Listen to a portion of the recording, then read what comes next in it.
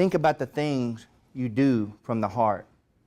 I was in Desert Storm, and while in Desert Storm, after the battles, several of us got to go give aid to the Kurdish. And when we got to this area, what we realized is that a lot of the parents had been shot or killed, and all that was left was some elders and a lot of children. And it was at that moment that I knew I wanted to be a teacher. It was at that moment I knew that I would devote my heart to education in some form or another. And then I went home and I worked on my degree, and I was one of those guys that wasn't supposed to get a college degree. As a matter of fact, I had a counselor tell me I was going to be a ditch digger. And I remember thinking, I'll show you, you little son of a gun. And I did it, everything, and I worked, and I got my degree, and I became a teacher.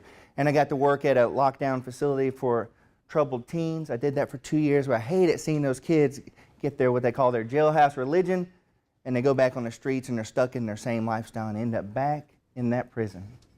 So then I got to get a job in a classroom, and that's where my life changed. And you think you have everything together, and you think you're a great teacher, or you're great at your job, and then something happens. Well, the something that happened to me was Corey. And teachers, everybody has a student. Mine was Corey. Corey always liked to argue. Corey always liked to talk back. And Corey always was the rebel in my class. And then one day, Corey was not sitting down properly. You want kids to sit down, we're getting ready to take a test. I said, Corey, what's wrong? What are you doing? I said, and I always didn't want to embarrass the kids. I said, step outside, we'll talk. And when I stepped outside, I said, what's going on, Corey? And I know this is weird, but he started to unbutton. I said, whoa, stop. But before I could tell him to stop, he pulled down part of his pants, and his stepdad had beat him so bad, he had this purple whelp on his leg. At that moment, I looked in my heart and I said, I'm here for the right reason. It's for Corey. It's for those kids that can't do it on their own. They don't have the support in their life to move forward. And then in 1996, December 12th, I was in the hospital in the room where my daughter was going to be born. And she came out, and the doctor took her out, put her on her mama's belly, and I looked at this little baby in awe, little squishy head, and I said, my heart is for her. I knew from that moment that I would do anything to be her champion. I knew that I would do anything to be her warrior, that if I fell down, I had to be resilient and show her that I can get back up. I would be her self-sacrifice. I would sacrifice anything to see her be successful, and I would provide her comfort throughout all the days of her life as long as I was there. But would you do that for people that aren't your family? Would you be the warrior for people that you don't know? Would you champion something that you didn't really believe in? I would like to share some stories with you of some unique individuals. And the first one is Woodrow Keeble. A lot of people call him Woody. He was a Medal of Honor winner in the Korean War. And what makes Woody amazing is that he did some amazing warrior things. He had the true heart of a warrior. The term that they used in the Sioux Nation was Wawadetaka. It means do not be scared of anything.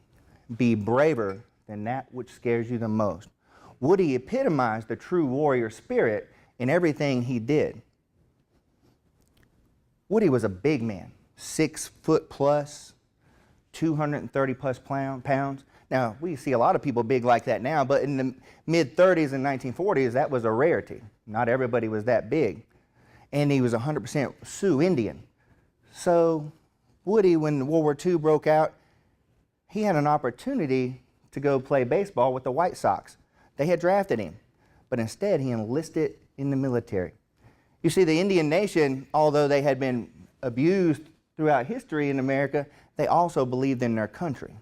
And Woody, having that warrior spirit, decided, I'm going to go serve in the military. So Woody got in the military and he got sent to the Guadalcanal.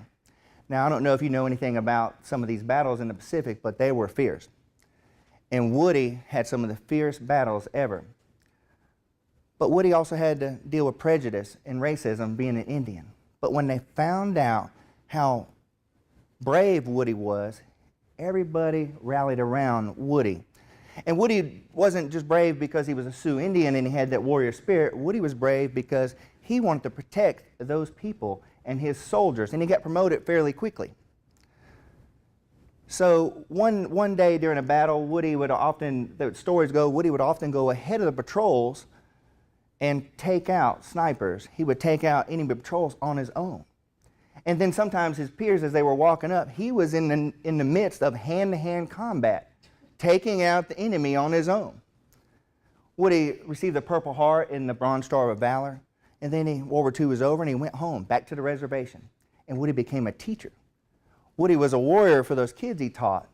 Woody was a warrior for the veterans he liked working with, and he loved working with veterans. Then something happened. The Korean War started. Woody had served his war, but he enlisted in the Army again. And then he got sent to Korea. And this is where Woody's heroic status takes place. One night, there was a hill his company had to take. So 3 platoons were in charge of taking this hill. And what had happened is all the leadership, the NCOs, had been killed or wounded. And there was only Woody and a small lieutenant who were in charge of these 3 platoons. They kept trying to take the hill, and then they'd get repulsed back. They did it again, they get repulsed back, and then finally Woody said, "Stop. I want all these men in the defensive position because we don't need to lose another man." And then Woody, being this brave, big Indian, went to the left, and there was 3 pillboxes, and pillboxes are gunner's nest. Went to the left and took out the first gunner's nest. And then Woody snuck back, checked on these men, and then he went to the right. And then he took out the right gunner's nest. Now the Chinese and the Koreans, realizing what happened, started directing all their fire in that direction. They couldn't necessarily see Woody, but they just started aiming their fire in that direction. And one account witness said there were so many grenades thrown, it looked like a flock of blackbirds falling down. And then Woody had snuck up and he took out the 3rd gunner's nest. Now the men were safe now and they could take this hill, but Woody wouldn't leave the battlefield until the hill was taken and his peers and the people he was in charge of were in safe defensive positions. But Woody experienced some major injuries. As a matter of fact, when he finally released himself of duty, he had 85 fragment holes of grenades, fragments in his body. He had wounds in his chest, his left arm, his legs. And obviously Woody's war was over at this time. He was immediately put in for the Medal of Honor, but the paperwork was lost. And again, he was put in for the Medal of Honor, but the paperwork was lost. Woody went home back to the reservation. And now Woody walked different. He wasn't quite as strong, and he walked with a cane. Woody was in a lot of pain. But Woody, having the heart of a warrior, would put on his uniform with all his medals, and he would go talk to veterans. And he worked with veterans. And he did this for the rest of his life. And when he passed away, he never received the Medal of Honor, but 26 years later, he received it posthumously. Woody epitomized the heart of a warrior.